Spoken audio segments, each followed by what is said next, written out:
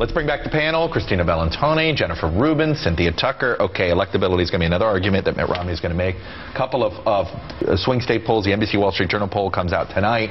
But let me show you this Gallup number in the swing states.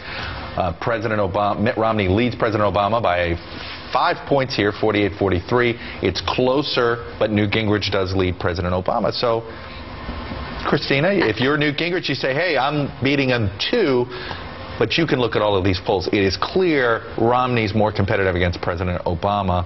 How does Newt answer that, deal with that issue? I think he has to play himself as he's the guy that's going to take it to Obama and be the real fighter and be able to draw that distinction enough to be able to move some of those poll numbers. And that's not necessarily a winning argument, but that's not what these primary voters are going to vote on. They're going to vote on the fact that he is more aggressive and can take the fight to him. Cynthia, is that the White House? They look at these numbers. I mean, do they ultimately unanimously say, yeah, sure, we'll take Newt over Romney? Or do you think there's some of them that are sitting there going, well, Newt is unpredictable?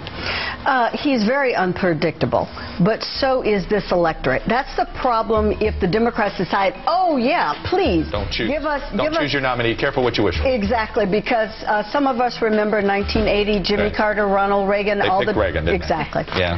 Mitt Romney's had damage done to him by the DNC, do you think?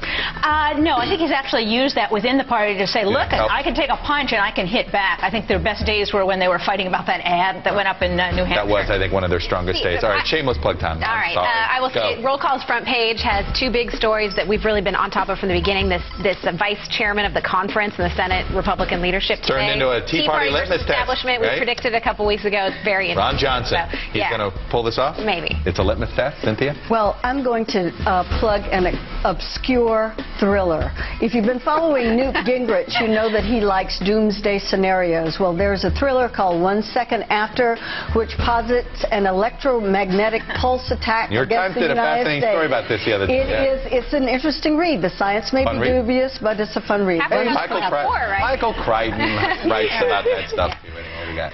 Under 10 boys basketball, Vienna Youth League. The Stallions won their first game last Saturday in convincing fashion. Oh, no bias here at all? None at all. Okay. Impartial observer in the stand. That's it for this edition of the Daily Rundown.